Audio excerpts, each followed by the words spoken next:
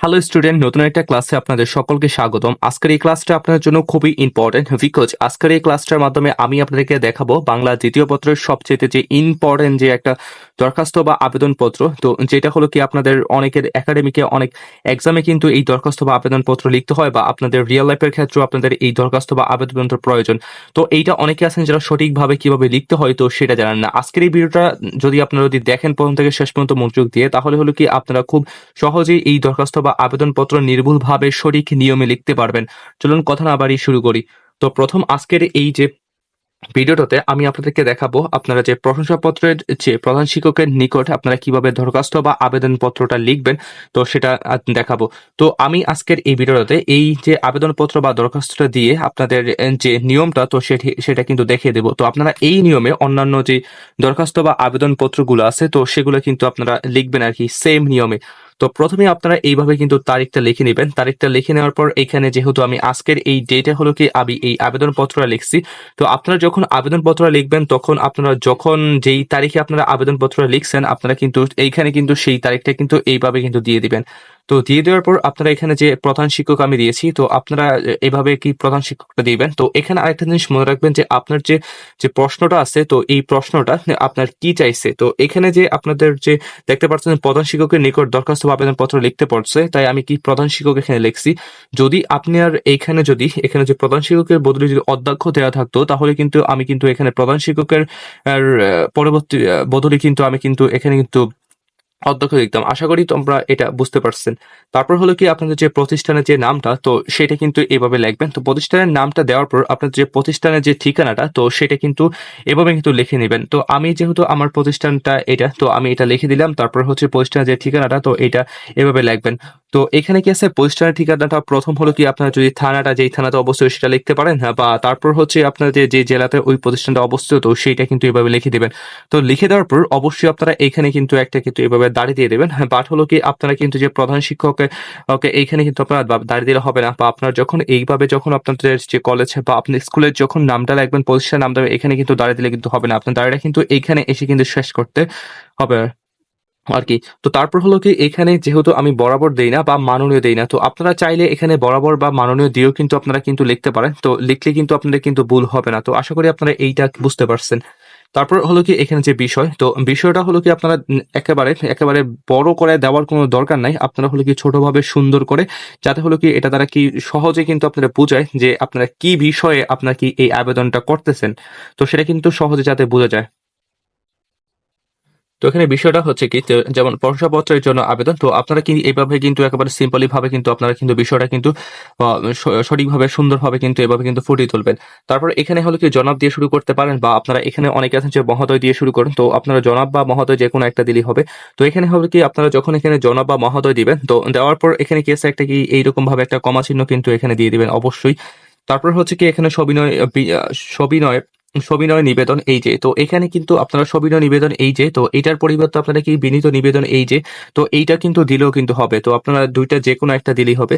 আপনারা হলো কি একটা জিনিস মনে রাখবেন যে, তো প্রথমে হলো কি আপনারা সবিনয় নিবেদন এই যে বা বিনীত নিবেদন এই যে, এটা শুরু করার পর আপনার যে ব্যক্তিগত যে পরিচয়টা, তো সেখানে কিন্তু এইভাবে কিন্তু আপনি আপনার যার কাছে হলো কি আবেদনটা বা দরখাস্তটা নেবেন, তো সেখানে কিন্তু একটু ফুটিয়ে তুলবেন। তো ফুটিয়ে তোলার পর আপনারা এই যে মাঝে বরাবর মানে মাঝখানে হলো কি আপনারা কি করবেন, আপনাদের যেই প্রবলেমটা মানে যে সমস্যাটা নিয়ে আপনার দরখাস্ত বা আবেদনপত্র কর্তৃপক্ষের কাছে আপনারা করতেছেন, তো সেটা কিন্তু এইখানে কিন্তু কয়েক লাইনের ভিতরে কিন্তু আপনারা সুন্দরভাবে কিন্তু ফুটিয়ে তুলবেন। তো আপনারা হলো কি বেশি বড় করবেন না, কারণ হলো কি আপনাদের যেহেতু আবেদনপত্র বা দরখাস্তটা কিন্তু আপনাদের এক পেজের ভিতরে কিন্তু আপনাদের লিখতে হয়, বেশি বড় করলে কিন্তু এটা কিন্তু ভালো হয় না। তো আপনারা কি করবেন, আপনারা হলো কি সুন্দরভাবে এইরকম ভাবে কয়েক লাইনের ভিতরে কিন্তু আপনাদের যে মূল যে সমস্যাটা, তো সেটা কিন্তু আপনারা কিন্তু তুলে ধরবেন।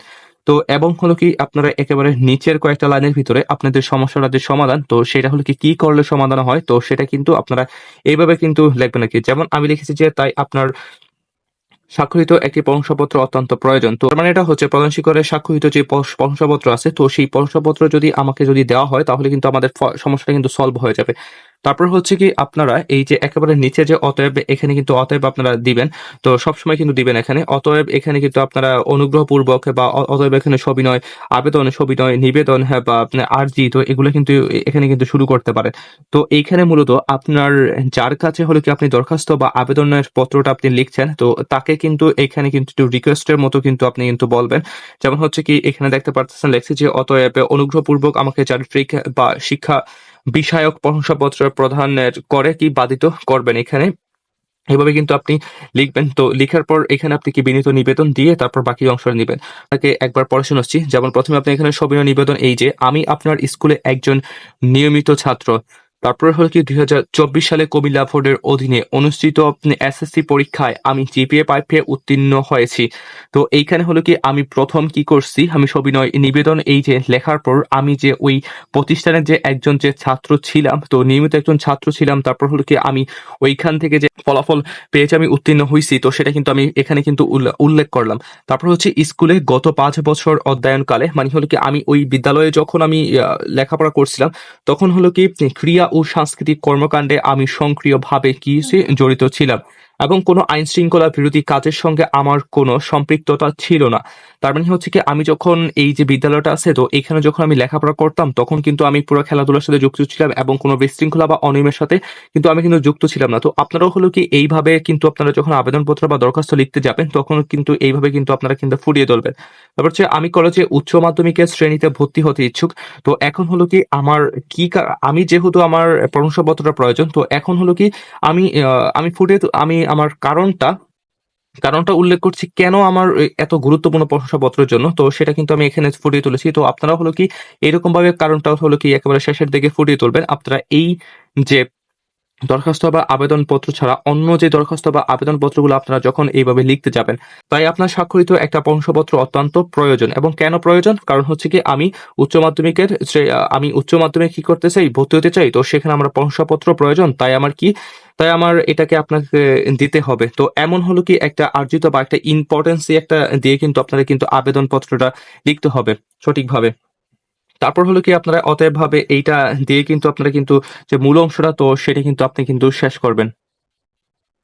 তো তারপর এখানে কি দেখতে পারতেছেন এখানে বিনীত নিবেদক। তো আপনি যদি এখানে যদি বিনীত দেন তাহলে কিন্তু হবে। তো নিবেদক না দিলেও হবে। তো আপনার কিন্তু বিনীত নিবেদক দিলে একটু সুন্দর হয়। তাই হলো কি আমি বিনীত নিবেদক দিয়েছি। তারপর এখানে লিখবেন যে আপনার একান্ত অনুগত ছাত্র। তো যেটা দিলে কি আপনাদের যে এই দরখাস্তটা বা আবেদনপত্র একটু সুন্দর দেখায়। তারপর হলো কি নিচে আপনার কি নাম দিয়ে দিবেন। তারপর হচ্ছে আর আপনার যে ক্লাসটা এখানে দিয়ে দিবেন। তারপর হচ্ছে আপনি যদি আপনার বিভাগটা এখানে দিয়ে দিতে পারেন। তারপর হচ্ছে আপনার রোল নাম্বারটাও কিন্তু এভাবে দিয়ে দিতে পারেন। যাতে হলো কি আপনি যার কাছে আপনি দরখাস্তটা বা আবেদনপত্রটা লিখতেছেন, মানে আপনার প্রধান শিক্ষকের কাছে, সে যেন আপনাকে সঠিকভাবে যাতে আইডেন্টিফাই করতে পারে।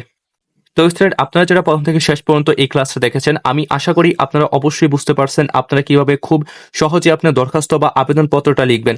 তো আমি যেহেতু আজকের এই ক্লাসটাতে দেখেছি প্রশংসাপত্র চেয়ে প্রধান শিক্ষকের নিকট কিভাবে আপনি দরখাস্ত বা আবেদনপত্র লিখবেন, তো সেম স্টাইলে সেম প্রসেসে কিন্তু বা সেম নিয়মে কিন্তু আপনি যখন অন্যান্য যে আবেদনপত্র বা দরখাস্তগুলো কিন্তু আপনি একই নিয়মে কিন্তু লিখবেন। তো যদি আপনাদের দরখাস্ত বা আবেদনপত্র নিয়ে যদি কোনো কোশ্চেন থাকে বা আপনার যদি কোনো সমস্যা থেকে থাকে, তাহলে সেটা অবশ্যই কমেন্ট করে জানান। এবং এই ভিডিওটার যে ডিসক্রিপশন বক্স আছে, তো সেখানে হলো কি আমার সাথে যোগাযোগ করার জন্য কিন্তু লিঙ্ক দেওয়া আছে। তো সেখান থেকে কিন্তু আপনারা সরাসরি কিন্তু আমার সাথে যোগাযোগ করতে পারেন। তো সেখান থেকে কিন্তু আমি আপনাদেরকে একটা সমস্যা সলভ দিতে পারি। তো তো এটা তো হচ্ছে একটা সাধারণ একটা আবেদনপত্র বা দরখাস্ত। বাট হচ্ছে আপনারা যখন কোনো একটা চাকরির ক্ষেত্রে যখন আপনারা আবেদন করবেন, হ্যাঁ, তো সেটা কিন্তু এই যে আবেদনপত্রটা আমি দেখিয়েছি আজকে কিভাবে লিখতে হয়। তো সেই নিয়মে যদি আপনি চাকরির ক্ষেত্রে যদি আবেদনপত্রটা লিখেন, তাহলে কিন্তু সেইটা কিন্তু হবে না। তো সেটা কিন্তু একেবারে ভুল হবে। তো আমি মানে পরবর্তী একটা ভিডিওতে আপনাদেরকে দেখাবো আপনারা কিভাবে সঠিকভাবে এবং সঠিক নিয়মে আপনারা চাকরির ক্ষেত্রে যে আবেদনপত্র কিভাবে লিখবেন, তো সেটা দেখাবো। তো সেই ভিডিওটা দেখার জন্য অবশ্যই আমার চ্যানেলটা সাবস্ক্রাইব করে রাখবেন। তো আজকের এই ক্লাসটা যদি আপনাদের কাছে যদি ভালো লেগে থাকে, তাহলে অবশ্যই একটা লাইক করে জানান এবং কমেন্ট করে জানান।